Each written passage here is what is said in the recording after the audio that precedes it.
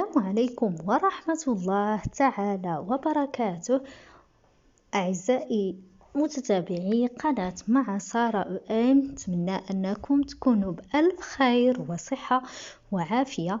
اليوم إن شاء الله غادي نحضر معكم شوربة لذيذة جدا بالقرع الأحمر والعدس الأحمر، صحية ومفيدة خاصة مع هذا الجو البارد. وكمرافقة لها غادي نصاوب لي توست على شكل بيتزا بطريقة جد بسيطة تيجي ولذاذ بزاف. خليكم معايا باش تعرفوا طريقة التحضير والمقادير في باقي الفيديو. إذن أول خطوة بسم الله على بركة الله، في طنجرة غادي ندير واحد الملعقة كبيرة من الزبدة. يعني أنا للسوب المعتمدين عندي ما تنديرش كاع الزيت النباتية أو زيت الزيتون، فقط ملعقة من الزبدة. إذا عندي هنا البورو كذلك والبصل، الكمية تتبقى حسب عدد الأشخاص. أنا عندي هنا بصلة واحدة وتقريبا واحد 4 ديال البصلات خضر بورو. غادي نشحرهم في داك الزبدة شوية غير يدبالو، يعني ما يتحرقوش. وغادي نضيف ليهم حبتين من البطاطس، ممكن نديروا اكثر، انا درت فقط حبتين من البطاطس مقطعه كما تشوفوا بهذا الشكل، قطع صغيره. كذلك غادي نضيف نصف كيلو من القرع الاحمر، طبعا مقطع ومغسول محيدالو القشره ومقطع الى قطع صغيره. غادي نحرك المكونات وغادي نضيف كذلك 3 حبات من الجزر، قطعوهم كل شيء قطع صغيره. اللي بغى يديرهم في طنجره الضغط الكوكوط ممكن، انا غير كان عندي الوقت طيبتهم في طنجره عاديه.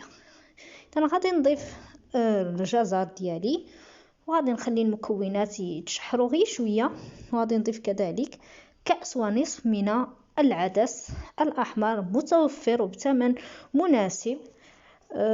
تيكون منقي، انا تناخذ هذا النوع في باكيه منقي، يعني منقي ما فيه لا حجر لا حتى حاجه، ولكن ضروري تعاود.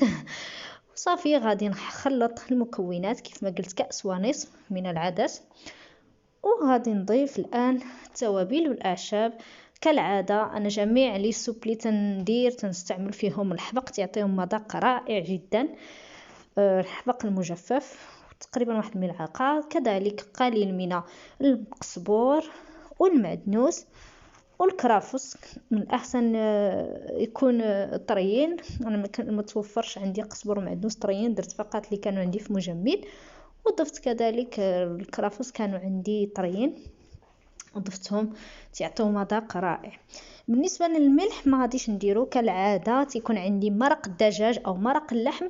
بزاف الناس تيسولوني كيفاش تتصاوبي مرق اللحم. مرق اللحم او الدجاج فقط داك المرقه اللي تنطيبوا فيها اللحم وسميتو، تنكثرها وتنحيدها تنديرها في الفريغو، عاد تنكمل الطياب ديال اللحم او ندير له الخضر. اذا كيف ما شفتوا درت فلفل اسود ودرت كذلك الزنجبيل، سكينجبير تيجي في المذاق رائع، واحد الرشه. اذا هذا هو مرق اللحم اللي عندي. تيكون عندي في المجمد، تنحتفظ به في المجمد فاش تنبغيه تنجبدو، تنزيد عليه واحد الكميه د الماء وتنغليه تيولي جاهز للاستخدام. تيعطي واحد المذاق احسن. اللي ما توفرش عليه يدير فقط ماء مغلي مع حبه ديال مع كنور. انا ما تنستعملش ضمات البنه او كنور نهائيا.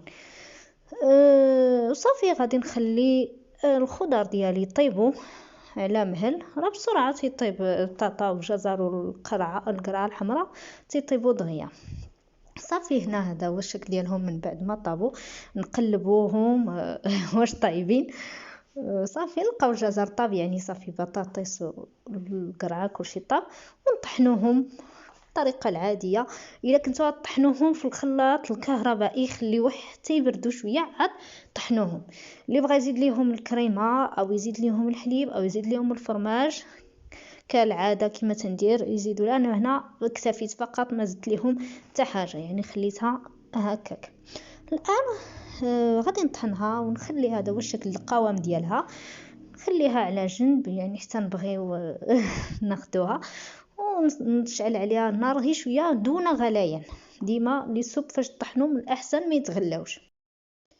مرافقه كمرافق لهاد لا سوب صوت توست على شكل بيتزا. اذا في المقادير بسيطه جدا. عندي توست هنا بالدقيق الكامل، يعني ماشي الابيض، الدقيق الكامل الاسمر. كذلك استفتو في واحد الصينيه ديال الفرن، وغادي ندهنو بصلصه البيتزا، يعني الصلصه اللي تكون خاصه بالبيتزا. وكذلك غادي ندير طبعا الحشوه تتبقى اختياريه بداكشي اللي عندكم. انا فقط كفكره لان بعض المرات تتحرف لينا في العشاء اشنو نديرو، او باش نرافقوا الحريره او لي سوب. هذه فقط كفكره.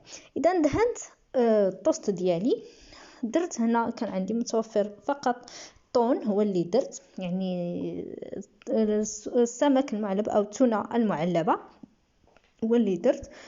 وكذلك غادي نضيف قطع او الزيتون الاخضر المقطع الى دوائر. الحشوه تتبقى اختياريه، ممكن ديروا الكفته، ممكن ديروا لدند، ممكن ديروا اي حشوه اخرى. ودرت من الفوق كتر فخوماج، ممكن ديروا الموتزاريلا او الفرماج الاحمر. وصافي وغادي ندخلهم للفرن مشعول من التحت ومن الفوق تقريبا المده ديال 5 دقائق. غادي يذوب الفرماج وتيكونوا جاهزين للاكل. نخليكم تنتلاقاو في الاطباق النهائيه.